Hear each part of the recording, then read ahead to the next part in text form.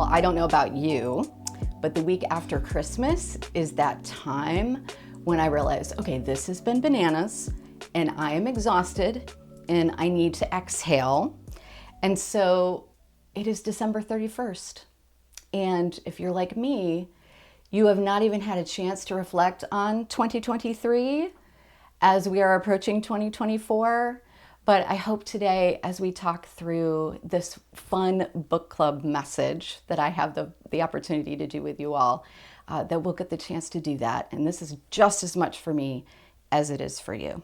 Hey everyone, I'm Sarah Arthur, and I get to be part of this book club series where two writers who have published books in our Sycamore Creek Church family get a chance to just chat with you all in this middle time between Christmas and New Year's to experience something different.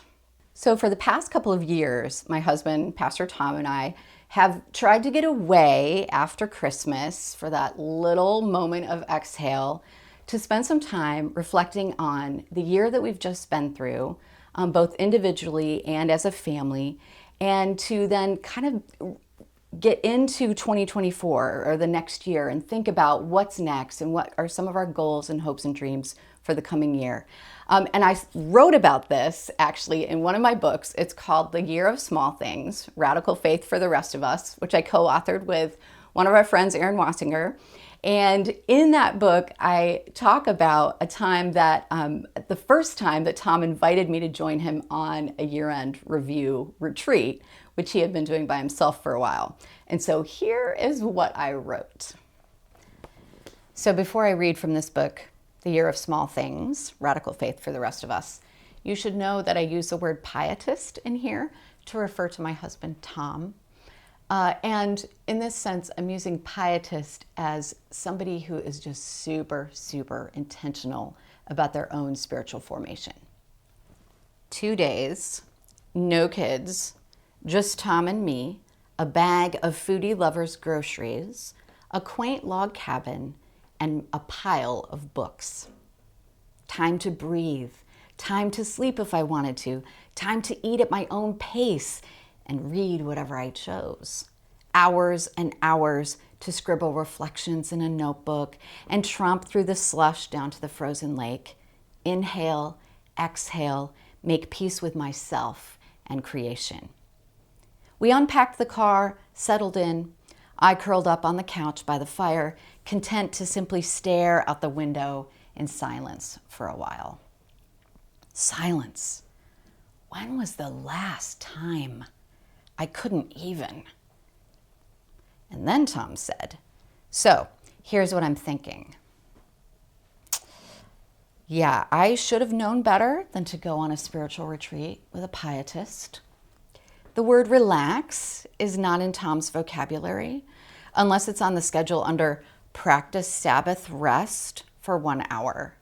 I barely controlled the aggrieved eye rolling I had perfected as an artsy teenager and turned a blank face in his direction. Yes? But I knew what was coming. Tom had an agenda for this spiritual retreat. Otherwise, in his mind, it didn't qualify as a spiritual retreat. It was just a getaway. And anyone can get away. On some level, he's right. If you don't build spiritual habits into your everyday life, they just don't happen. But the poet in me, the artist, shrank a little. Please, couldn't we just have a little unscheduled time? Time for my soul to expand. Time for my shoulder muscles to unclench. Time for my brain to do that subconscious thing it does right before it has a creative breakthrough. And yet I didn't go on the retreat alone. I came at Tom's invitation because he wanted to share his quarterly spiritual retreat with me. Now, granted, romance was also an undisguised bonus in his mind, but that's all right. I was there, as I am in the rest of life, with a pietist. And if I've learned nothing else in 18 years of marriage, it's that we're happiest after we've negotiated the schedule.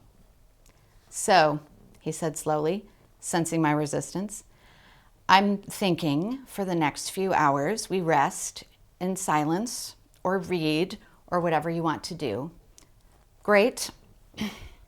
Then Maybe a hike together? Sure.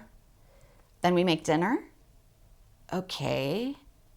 And then after dinner, I have this year-end review document that I thought we could each fill out and discuss. Pause. Stony, mutinous silence from the couch. He pressed on. It's just one page with questions about how things went in different areas of your life last year, you know, emotional, spiritual, relational, and what you hope this year will be like. I glanced at the paper in his hand. That's two-sided, I said, eyes narrowing. One page, he said firmly. Deep, annoyed sigh. I would not win this skirmish, and we both knew it. Fine, I said, with quiet, teen martyr faces adult tiger's bravery. Let the pietists take the field once again. Blame them if there's no artistic beauty in the world or poetry. I'd done my best. Several restful hours, a long hike, and a leisurely meal later, we were back in front of the fire filling out the dreaded year-end review. And here's the thing. It wasn't that bad. The overachiever in me warmed up as I started filling empty spaces under, am I closer to God than I was last year? And are my finances in order? It was almost, and I can't believe I'm acknowledging this, fun. Honestly, I don't remember the kinds of things that I wrote down during that particular year-end review, but I do remember every year when I do this, I have this kind of sense in the background of what, if I were to review my year on Amazon, how many stars would I give it? And so I invite us for our first chat question for you to think about, turn to somebody near you, or if you're online, put in the chat, if you were to give 2023 a review on Amazon, how many stars would you give it?